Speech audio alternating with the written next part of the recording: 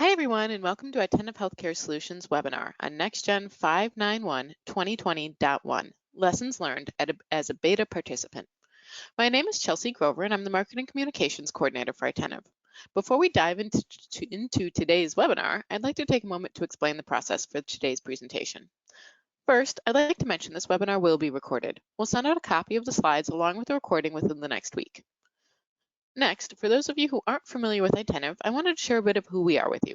We specialize specifically in next-gen healthcare, and we are passionate about providing solutions for our healthcare provider partners, which in turn help them to improve patient care, enhance the patient experience, and maintain a financially healthy practice. To sum it up, we do everything next-gen. And we also have some add-on productivity solutions for next-gen, including ChartGuard and Refund Manager. Next, I wanted to mention an upcoming webinar that's going to be on Thursday. That's going to be a product demonstration of some of the tools that we've created as next-gen add-ons. So we're going to be covering next-gen PM tools for managing unapplieds, deposits, refunds, and credit balances.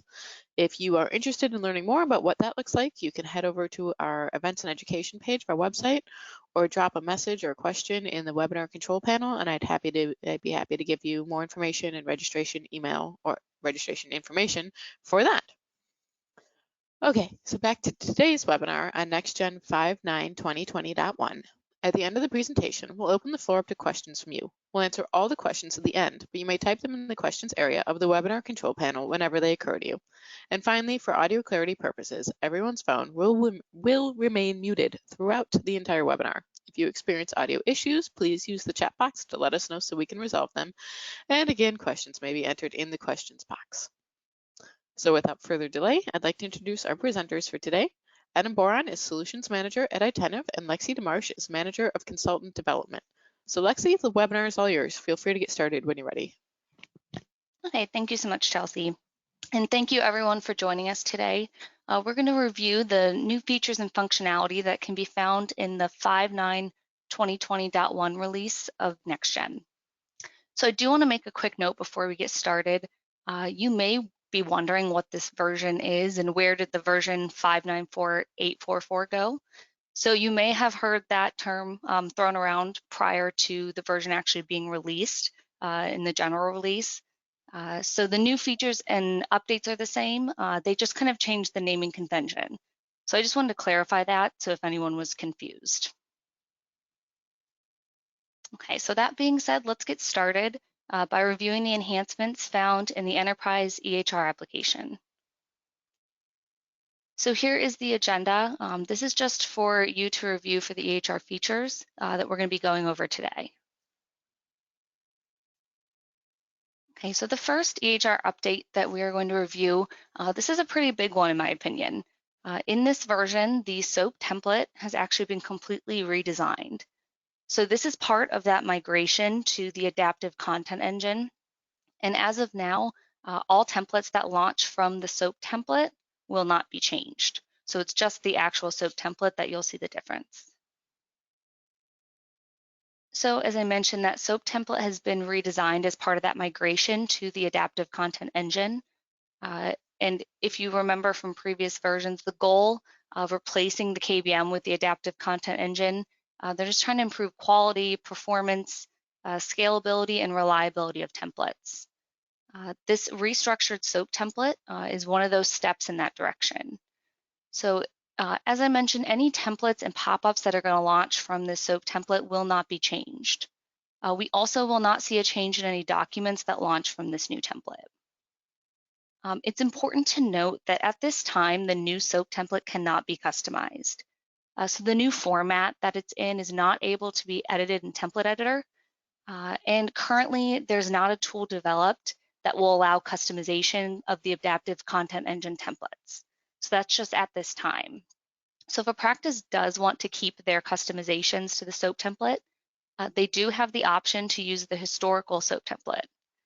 We did find through our own beta experience that in order for your practice to launch the correct template, if you're using that historical SOAP template, you want to make sure that the use alias checkbox is unchecked in Template Editor for that historical template. So in addition to the new SOAP template looking visually different, there are also a few new features that have been added. So the first is the ability to resize the font of the template. And I know having the ability to resize font has been long requested, so that should be an exciting new feature for a lot of users. The template can also be modified by the user. So what I mean by that, I just mentioned it can't be customized, but the user can actually change the view of the template. So you can choose to view 2 columns or just 1, which would be more like the traditional SOAP template. They can also expand and collapse the different cards, which is the new term for panels. Finally, the left-hand navigation bar has been revamped. So this bar now expands from the right-hand side of the screen, and it's been renamed to be called the sidebar. So this sidebar, in addition to the links that you're used to seeing in the left-hand navigation, it's now also going to contain those icons that used to be at the bottom of the SOAP template. So those things like the procedures icon and generate notes and patient plan, those have been moved to this new sidebar.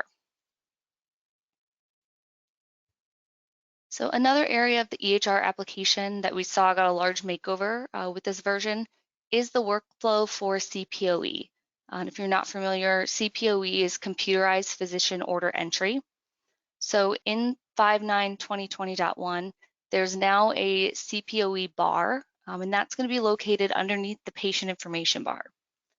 So this bar is going to allow the ordering of our lab, radiology, and immunization orders. It's going to use existing order configuration. So for most practices, there really will only be minimal additional setup required to start using it. One of the major advantages of the CPOE bar is the ability to place new orders and view existing ones from anywhere in the patient's chart. So with this bar expanded, a user can view their common orders list. So this is going to be a list of the most frequently ordered items. So as additional orders are being placed, this list is going to continue to update. There are also several filter options to help narrow down that list. So a user can filter by things like performing entity and order type. And both practice and user level order favorite lists are able to be used with this new CPOE bar. So those favorite lists are going to display as categories, and those are now called tags. So a benefit to using the CPOE bar to place orders is that a user can actually enter multiple orders. So these can be for different types, so like lab and radiology, and then even different performing entities. And then they have the ability to place all of those orders at once using a place order button. So this really is going to save that user time and some clicks. So there are a few preferences associated with this new CPOE bar. The first is the ability for a user to set up an alert.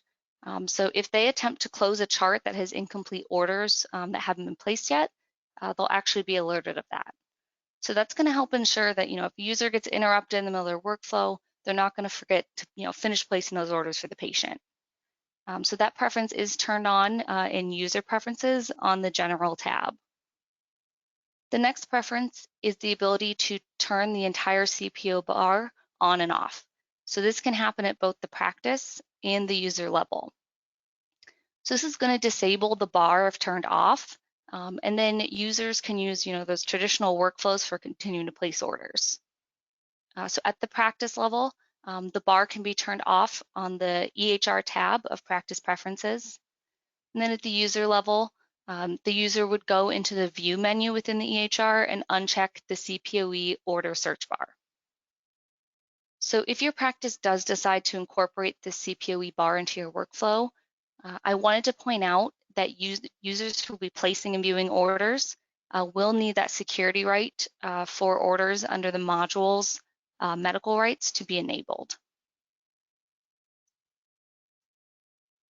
So a regulatory change that we saw come with this version is going to change the options that users see when they're entering medication allergies in the allergies module.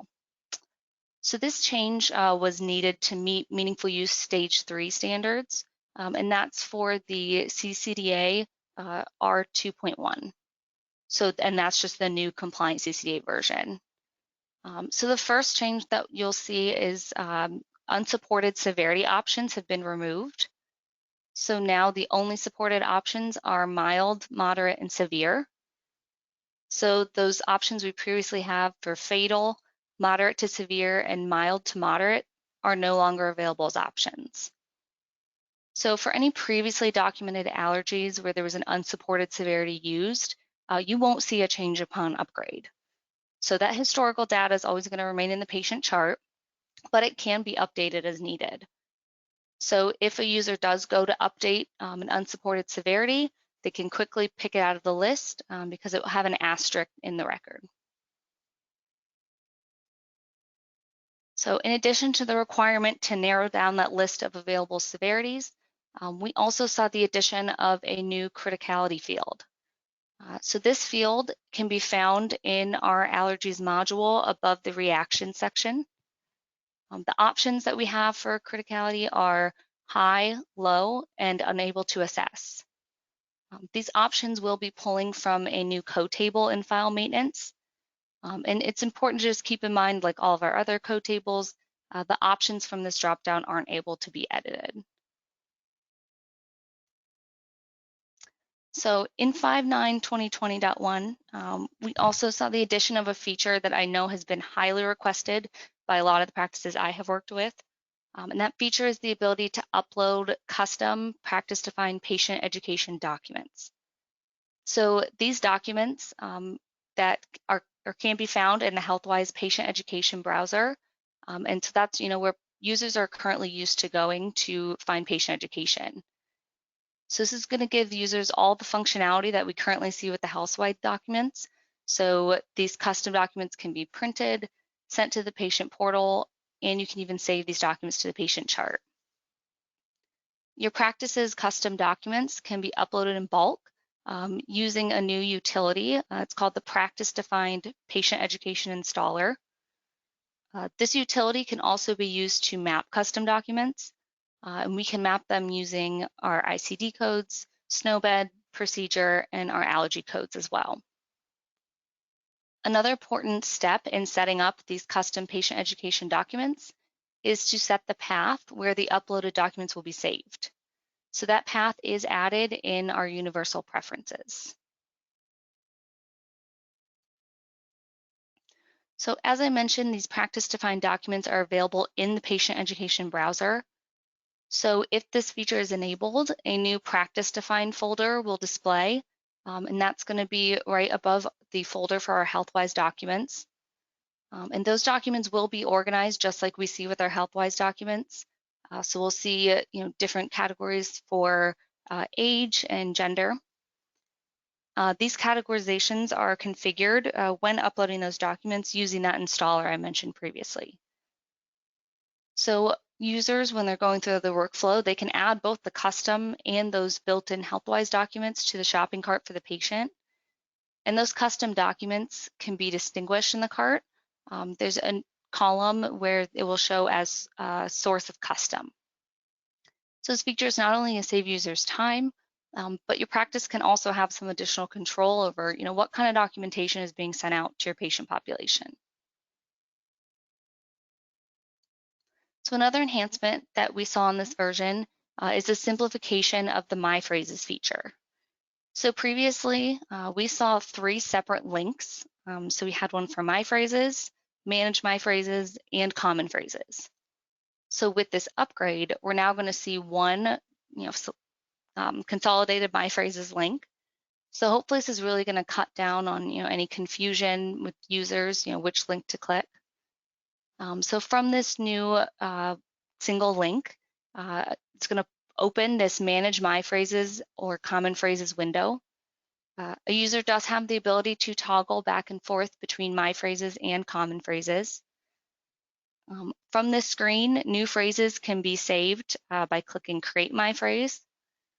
Previously created phrases can be updated. So you'd make any changes and then click the Update My Phrase button. And then if a user wants to use an existing phrase, they can select the phrase in the grid and then click Insert and Close to add that phrase. So in addition to those My Phrase updates, we also saw a simplification of the quick save functionality. So a notable change here is to the icons that are used to create and then use those quick saves. So our blue circle and our floppy disk icons have been replaced. So now we'll have two buttons, so one for load and one for save. So that's just going to make it a little easier for users to remember, the functionality of these buttons. The overall layout of the quick save template has also been redesigned, and that's going to make it just a little more user-friendly. So the default set name has been renamed to Save As, and that's going to make it a little more clear what this field is actually used for.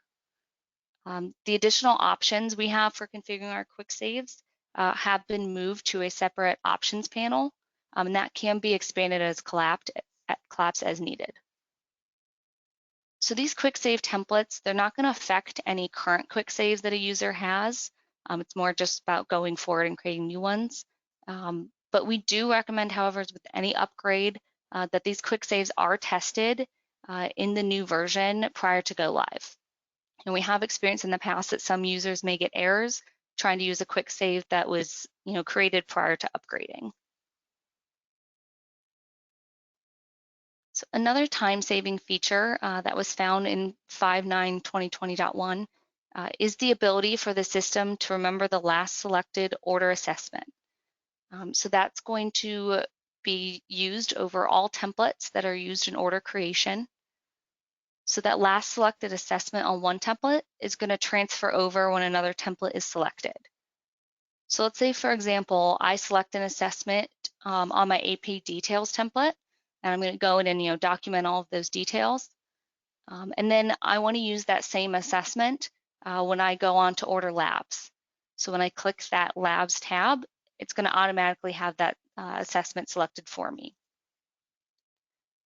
So another feature that's going to save users some clicks is if there was only one assessment documented, then that assessment is going to automatically be selected when I click additional tabs. So with this upgrade, users will also notice a change to the Office Services template. So this is that template that can be launched from links like standing orders, Office Services, or our diagnostic history link. So previously, this template had panels, so one for Office Services and one for diagnostic history. So these panels have now been split into two separate templates. So that's just kind of trying to help eliminate some confusion and save users from having to expand and collapse those panels or scroll through. So which template is going to launch is determined by the link selected. So for example, our standing orders link is now going to open the Office Services template.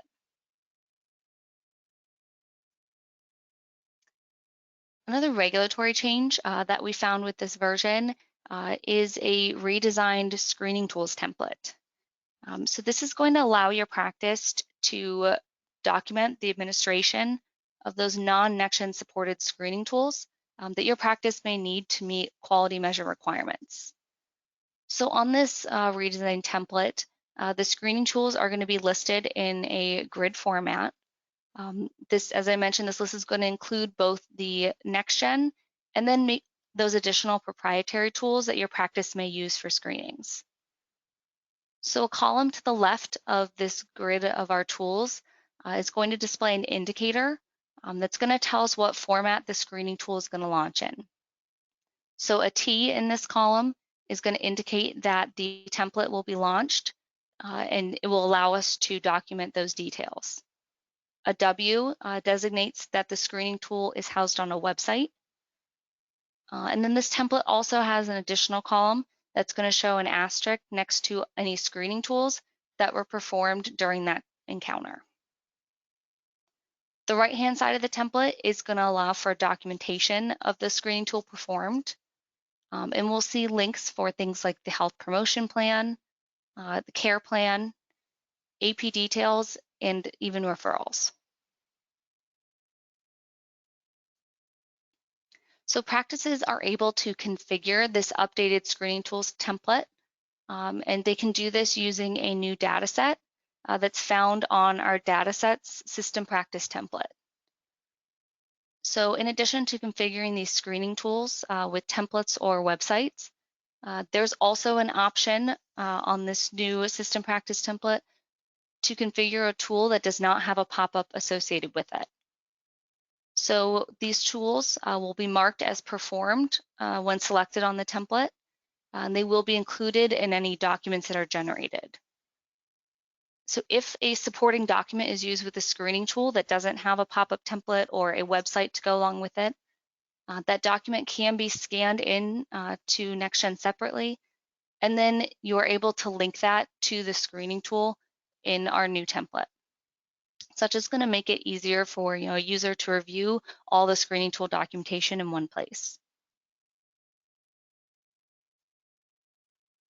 So for practices who need to submit CPT II codes with their billing to meet regulatory requirements, the new CPT II Auto Submit feature is going to be a major time saver for your users.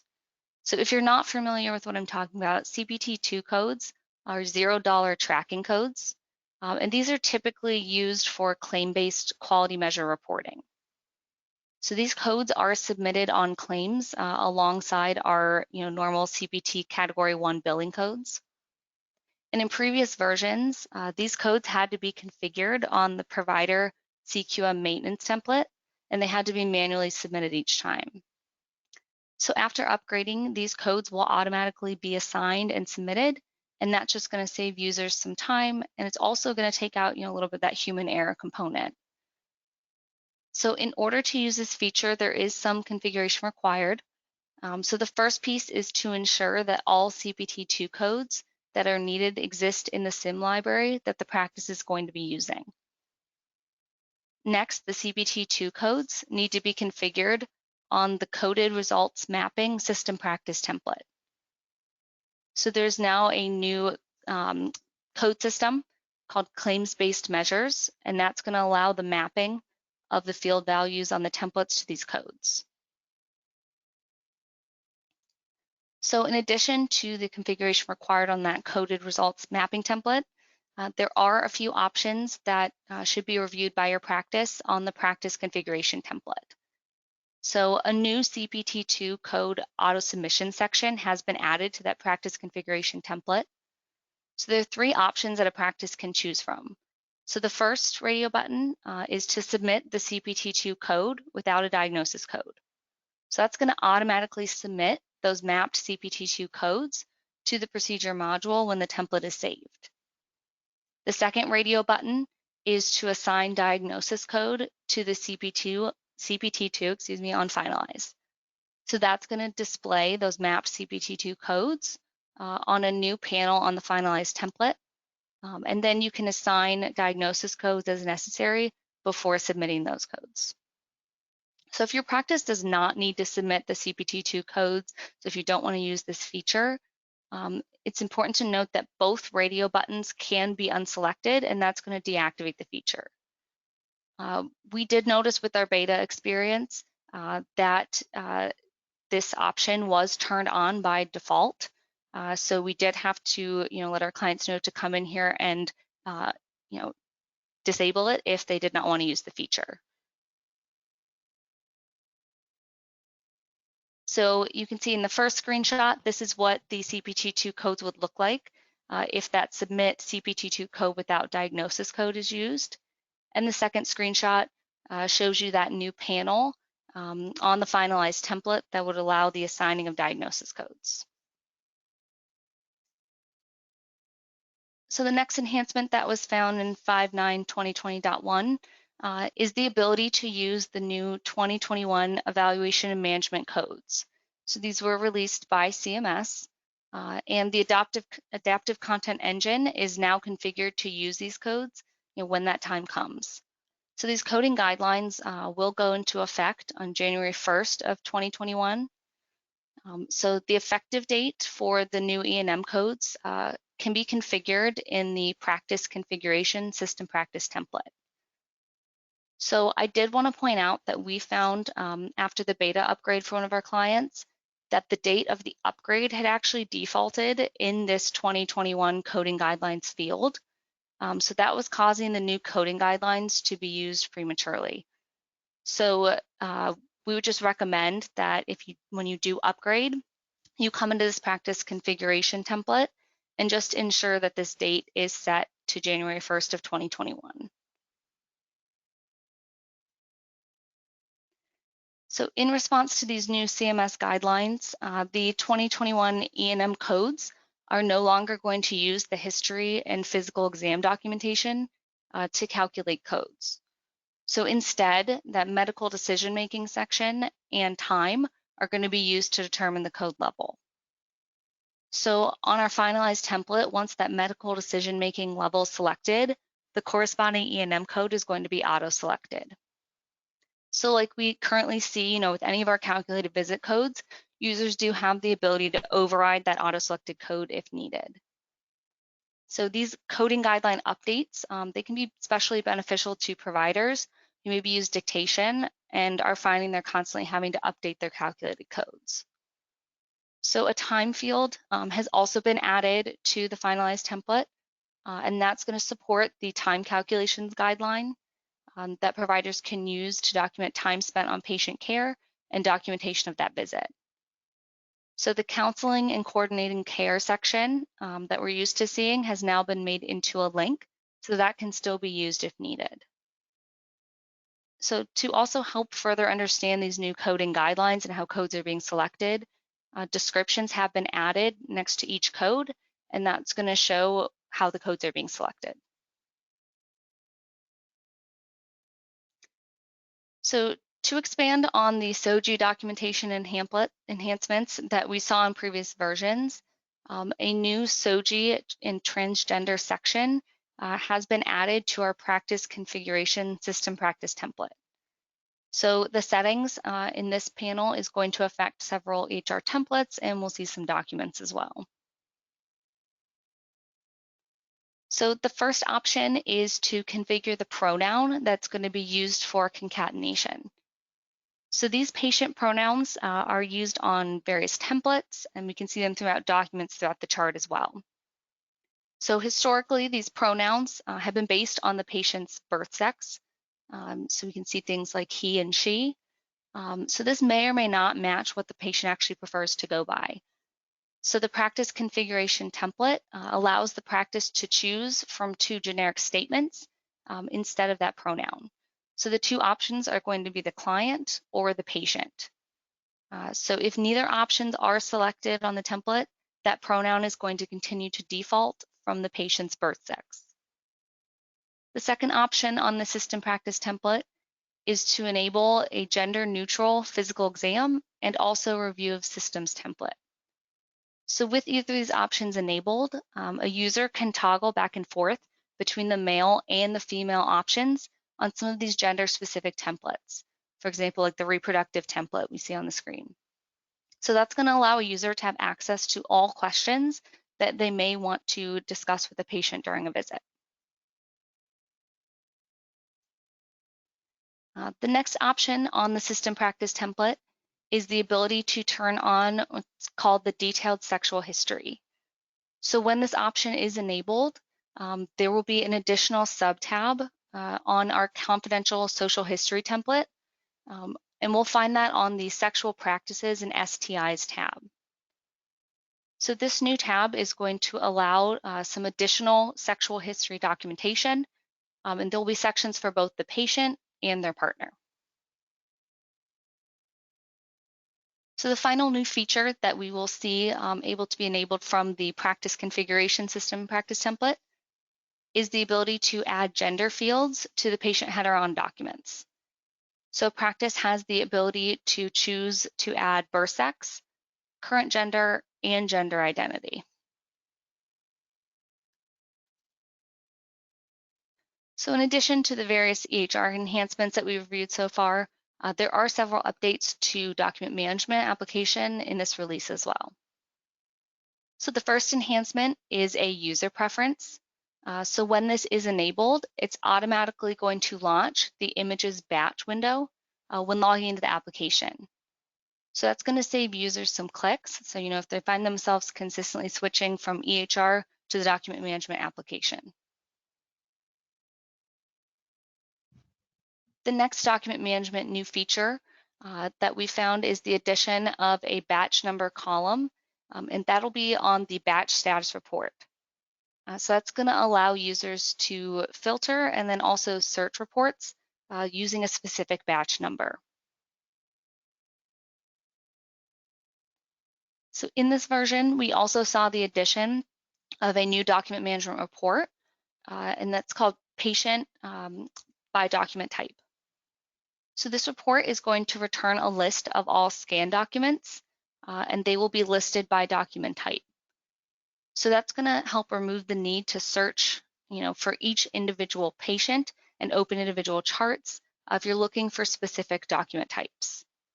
So this report is able to be generated in both document management and practice management, like we see with all of our other document management reports.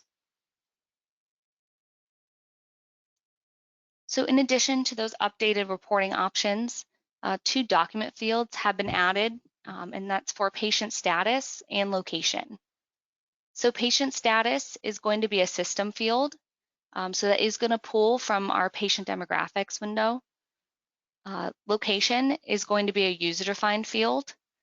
So that is going to be filtered by the practice that is selected when the user logged into document management. This field is also going to serve the purpose of filtering the PAQ provider list. So that way you're only seeing providers for that specific location. The last document management enhancement involves the PAQ document field. So when that provider name field is selected, if the signature required box is not checked, the user will be prompted before they continue on. So that's just going to ensure that if a document needs a provider signature, that it has the proper setup to make it to that provider's PAQ.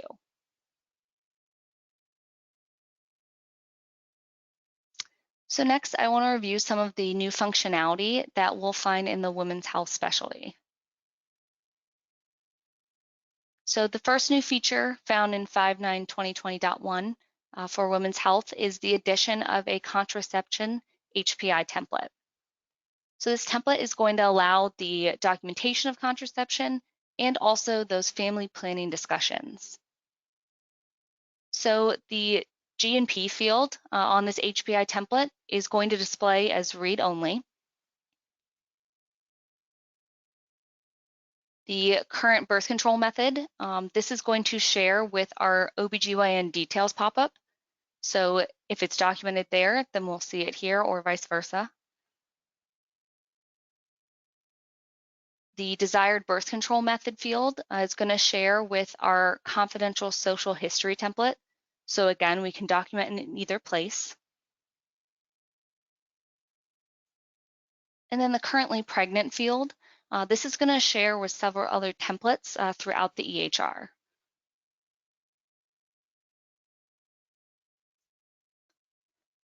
So the sections that we find on this new Contraception HPI template below that blue info button are going to carry forward to future visits.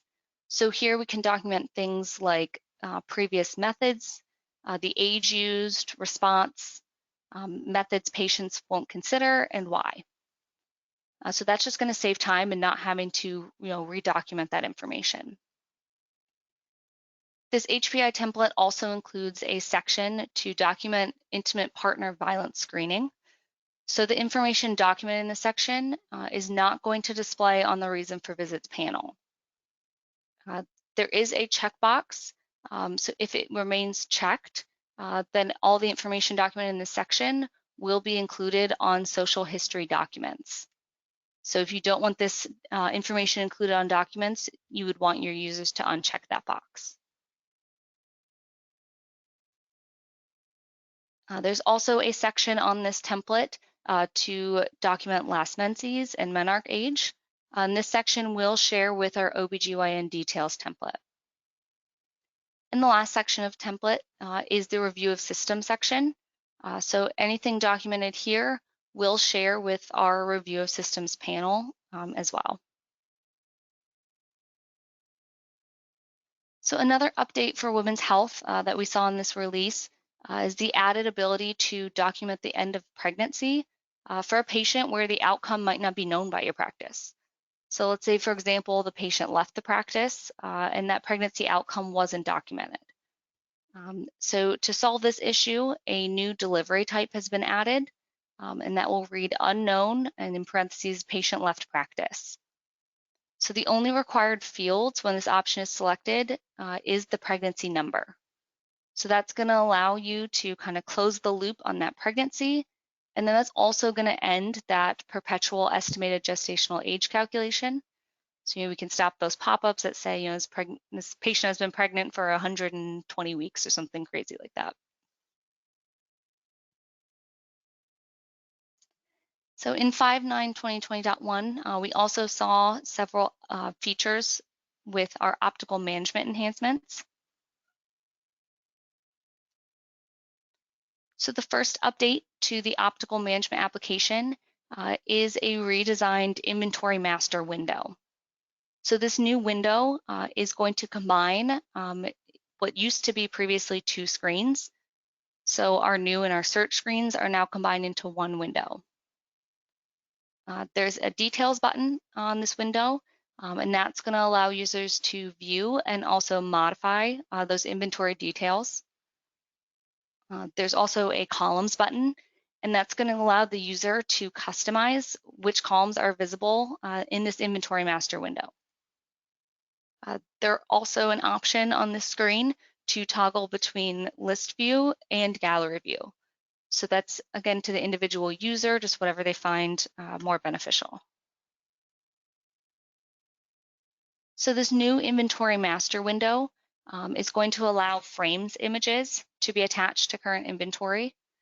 So these frame images are going to be visible when you're searching through that frame's inventory. So if your practice does want to use this feature, it needs to be enabled in universal preferences, and that's under the inventory management section. This product image field is going to be visible on the screen to add and update our frames inventory. So another optical management enhancement that we saw is the ability to validate both our VSP and our Vision Web orders. So this is just going to allow the correction of orders. So hopefully you can catch any issues before submitting, instead of waiting until that order is rejected. So a new button has been added to our eyeglass order window, and that's going to allow for that manual validation, again, of both the VSP and the Vision Web orders. The final new optical feature I want to review is the addition of a details button, and we'll find that on our inventory stock window. So this button is going to allow the user to view and also update the inventory record straight from this window. So instead of having to go out and separately search our inventory master, we can see it all from this one screen. This details button will have the same functionality as the details button that we currently see on our inventory master window.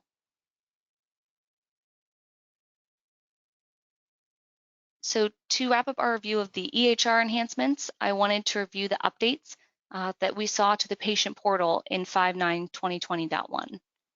So I think you're going to find that a lot of these enhancements are going to improve patient engagement and also make the portal a little more user-friendly. So the first new feature is the ability to send web forms through the patient portal. So these web forms can be used to gather information before the patient arrives at your practice. So just to save a little bit of time.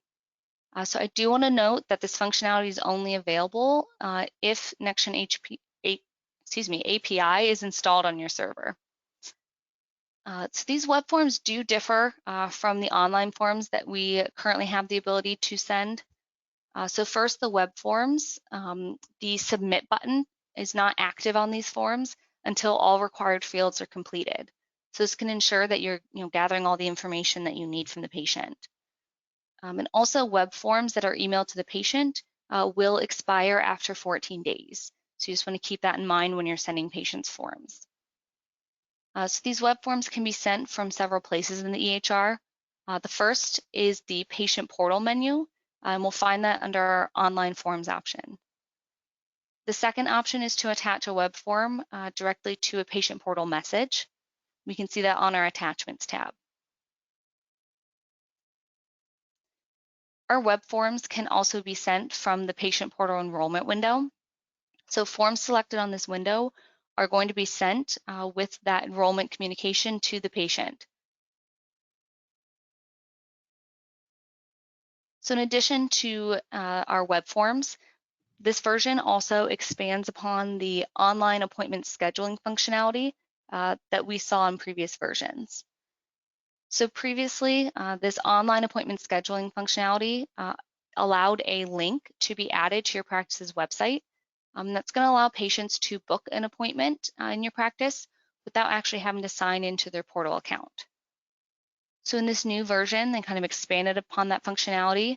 And now, if your practice enable it, new patients can actually book appointments, and they don't even need to be enrolled in the patient portal. So each provider at the practice does have the choice to have this feature enabled or disabled. So when you're going through to set this up, it doesn't have to be an all or nothing thing. So the new patient is going to use that appointment booking link on your practice's website. The patient is going to select the link shown in this screenshot to proceed as a new patient. They're going to be required to enter some patient demographic information, so things like their date of birth and their address. Patients will also have the ability to enter insurance information if they choose to do that. So just going to save you some time on the back end.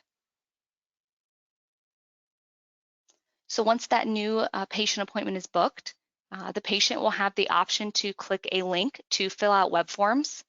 So again, just collecting some of that information before they're in your office. And then they'll also have the option to enroll in the patient portal directly from the screen. So as always with any enrollment requests, your patients will have the ability to confirm those requests before they actually have access to the account. So I did want to note that on a previous slide, I had mentioned that web form links that are emailed to patients do expire after 14 days. I wanted to point out that the web forms found on this page do not have an expiration date. So they function a little differently just to allow your patients to fill those out at any point. So I think you can agree that there are a lot of great improvements and new features that we'll find coming to the EHR. So now let's switch gears a little bit and take a look at what you can expect to see in the Enterprise PM application with this upgrade. So just like we did for the EHR, I wanted to show you a quick overview of the enhancements found in this upgrade. So you can just use this as your reference when the slides are sent out. So the first enhancement that we're going to take a look at in the PM application, this really aims to improve that account receipt. So the current account receipt does not include dates of service or a standard header and footer. So the lack of date of service can cause confusion for some patients, and we've even found that it can cause delays in reimbursements from things like health savings accounts. So the updated account receipt, now we'll see those dates of service for each line item, and then we'll also see the same header and footer that we're currently used to seeing on things like our encounter bills and our statements.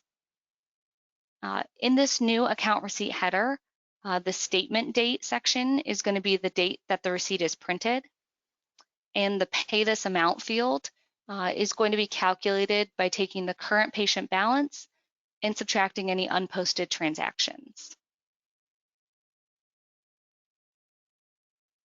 So the goal of the next set of improvements that can be found in this new version is to improve patient notifications, and the hope is to eliminate unwanted notifications from being sent to patients. So the first update was to the logic for how notification icons appear on that contact information section of the patient demographics window. So currently, as we can see on the left-hand screenshot, regardless of those patient preferences, all of our icons are going to display. So in this example, you can see at the bottom, the patient actually opted out of all notifications, but you can see how a user might be confused when they see, our telephone, our, email, all of our different icons. So to help with this problem in 5.9.2020.1, the only notification icons that are going to display are those that the patient has actually opted into. So as you can see in our screenshot on the right-hand side, at the bottom again for notifications, the patient has opted out of all notifications. So we see that no icons display. So this update is going to allow a user to just quickly see what those notification options are for the patient and hopefully avoid any confusion. So in addition to those notification icon improvements, if your practice uses EDI messaging, so for things like appointment reminders or patient notifications, the confirmation details from those EDI reminders can now be added to an appointment tooltip. So this is going to save users some time, so they no longer have to open up individual appointment windows or even have to run a scheduling report to see those details. So in order to use this feature, the EDI notification reminders do have to be turned on in practice preferences. So there is a checkbox, and that's found on our NextGen EDI Services tab under our NextGen EDI Messaging subtab.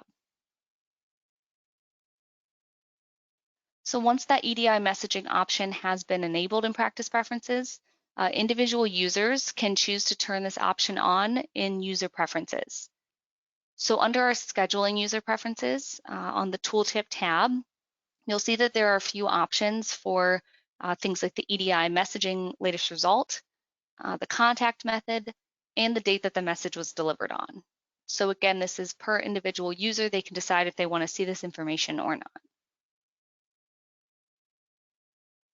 So another area of the PM application that receives some new updates is the recall plans master file. So one of the first updates is there are now several options for what they're calling recall plan return intervals. So there is now a drop-down where users can choose from what we currently have, which is days, but also weeks, months, or even years. So, for example, let's say you're setting up an annual recall plan, that return interval can be set to 1 year. So this is just going to help users kind of more easily set up those recall plan timeframes. And then also to help with reporting on this information, a new column has been added to our recall plan report. That's going to be for plan interval to help you see which interval that this recall plan was set up for. As a practice, you can also choose to set a default interval, and that's going to be found in our alerts tab in our appointment scheduling section of our practice preferences. So in addition to those plan intervals, we also saw the ability to configure automated EDI messaging for our recall plans. So previous to this version, the only option was to set up a letter that would need to be printed and mailed. So now we have our full EDI messaging options. That's going to include things like voice, email, and text messaging. These options are configured for each recall plan in the master file. So that there's now a tab next to our current mailing information called messaging information. And just like we see with our printed letters, your practice can come in here and configure the number of days prior, and they can send up to 3 EDI messages. There are also fields here that give you the option to generate notifications in the form of tasks when our notifications are sent. So to import those EDI messaging details for recall plans, your practice will need to run what's called the recall message update.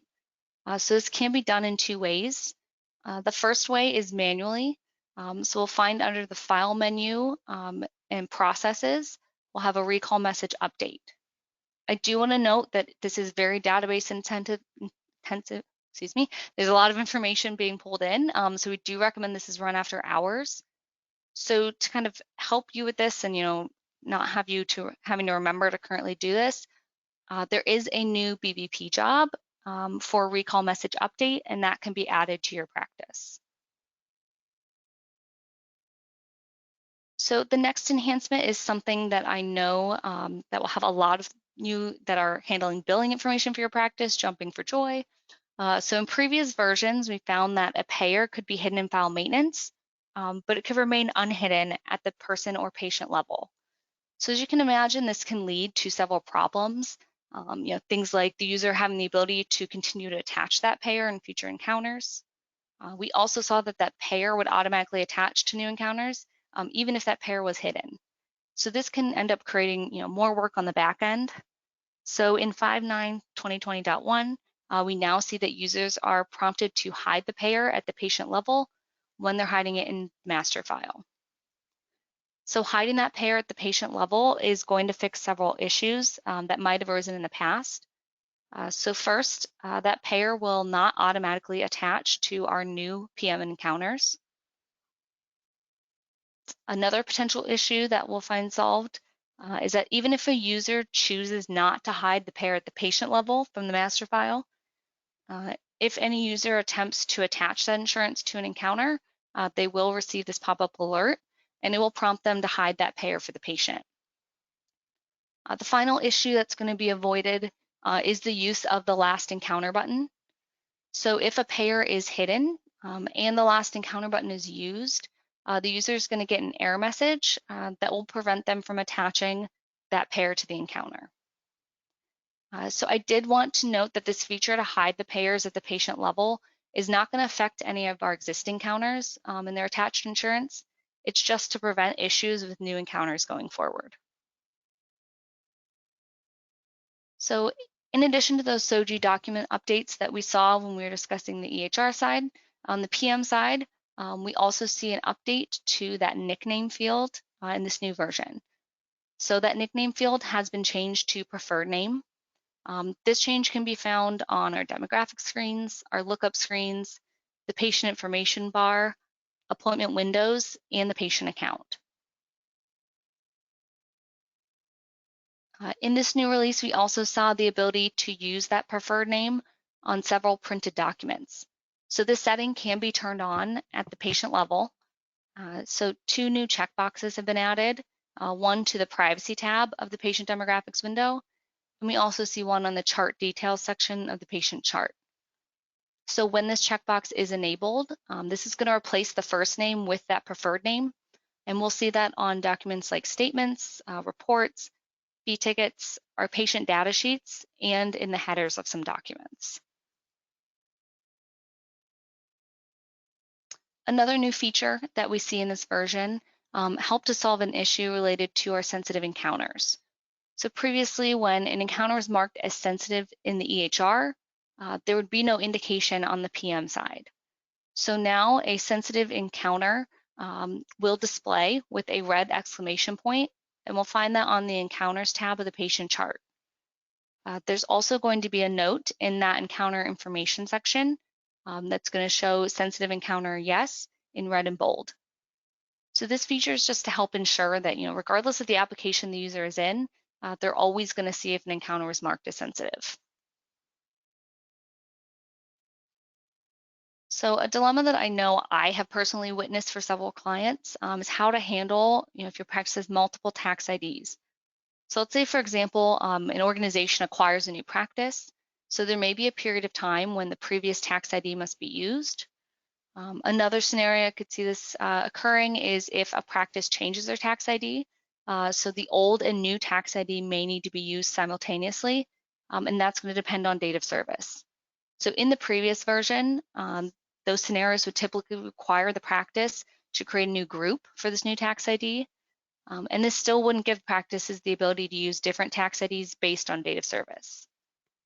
So the solution to this issue is the addition of a new tax ID column in the group master file. So a single group can now have multiple default rows, and these can each have different tax IDs for different effective dates. So if a particular row doesn't have a tax ID associated with it, the system is going to refer back to that group header tax ID, so the one at the top of the screen. And those claims are going to be billed using the tax ID that's appropriate. It's going to look at things like the effective dates, the location, and the payer that you have set up. The final update that I want to review for the PM application is the ability to modify the view of the eligibility verification window. So a new slider has been added to this window, and it's going to allow a user to toggle between viewing preferred benefits or all benefits on one screen.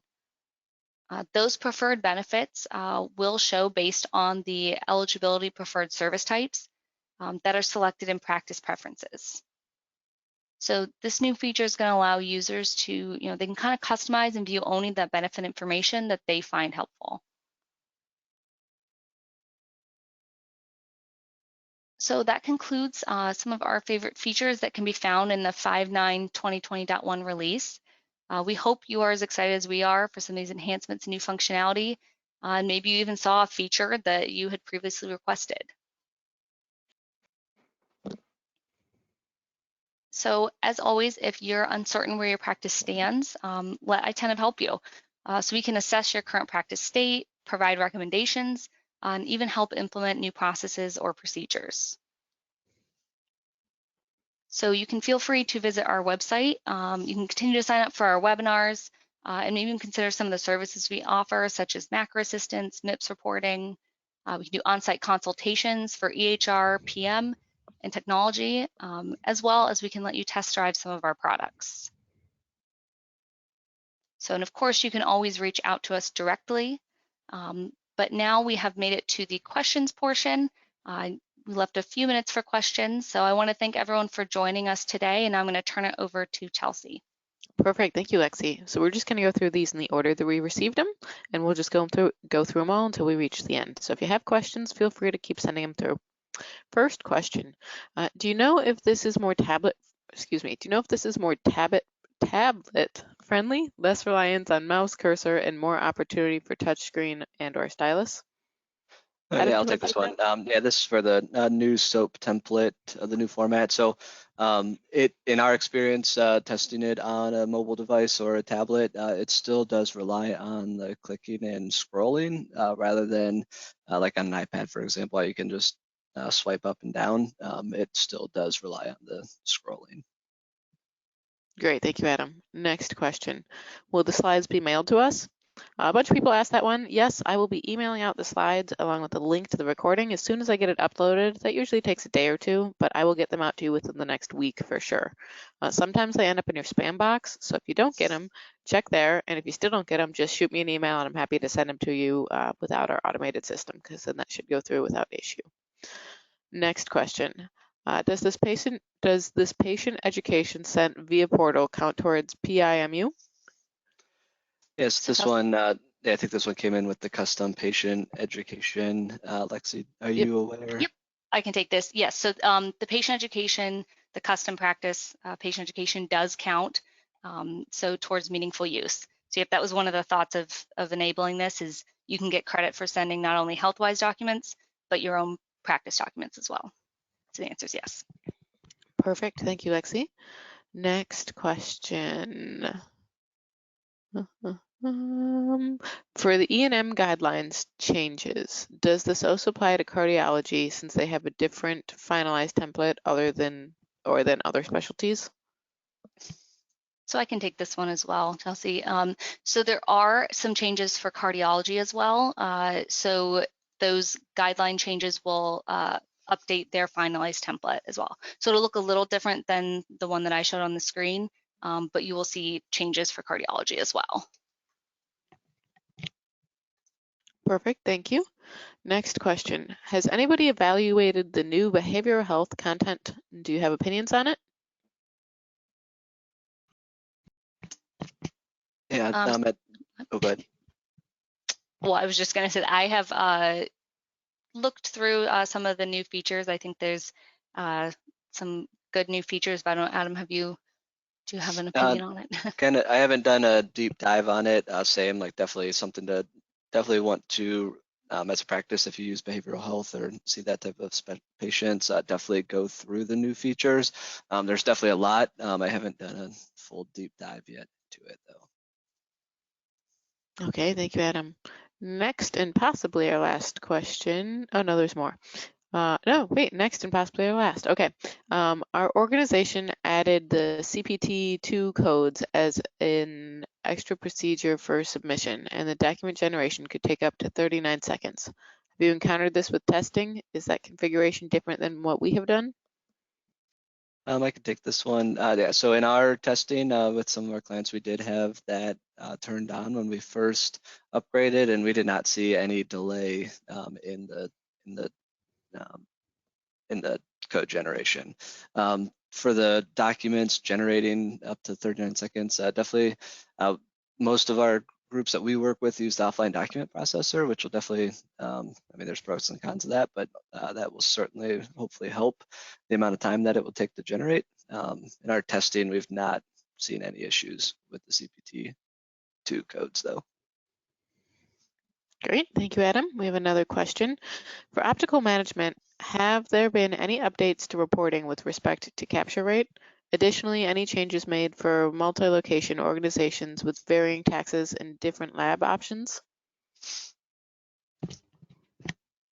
So in my review of the optical management updates, I didn't see anything specific to reporting, but obviously, I touched on as many features as I could in 1 hour. There's definitely plenty more, and they're consistently coming out even after beta. So I'd recommend you could deep dive into that, but I did not come across any. And then as far as the second part of your question, really the only changes that I saw as far as taxes, I didn't really see anything specific to optical management. If you're referring to tax ID, then obviously the feature that I went over about billing, different tax IDs based on date and payer.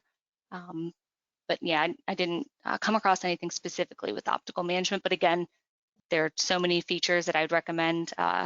You can go in the success community and read additionally about specifically optical management. Okay, another question. We used ODP setup on Symbit to superbill, but still encounter issues with the procedures running in the background with CPT II. Just a heads up. Okay, yeah, that looks like that's a follow-up from the previous question. So, yeah, definitely something that we could certainly help look at. But in our experience, we've not had the issue with the groups that we've worked with on this version. So is there anything else that you can think of? No, but thank you. I appreciate that. Something good to know to look out for. But yeah, we haven't encountered that, but that doesn't mean it's not possible. So thank you for that information. Okay, well, it looks like that might be all the questions. Lexi, Adam, do you have anything to add? No, I don't think so. Thank you everyone for joining. And of course, if you have any questions, you have our information. They'll be going out the slides as well. And we can hopefully help you follow up on any additional questions if you think of them afterwards. It looks like we did get one more additional question. So the auto CPT codes, are they for BMI?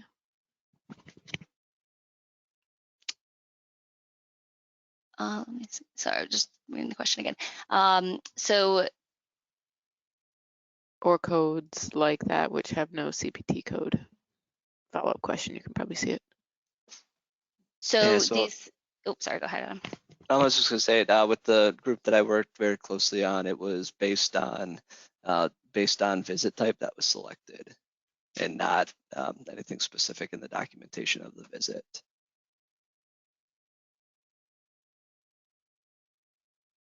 Anything to add, Lexi? Nope, yep, that's what I was just going to say. Yeah, they're just pull based on visit type like Adam mentioned. Okay, well, thank you everybody for joining us, and I hope you have a great day and stay healthy and stay positive, and thank you for joining us. Thank you. All right, thank you.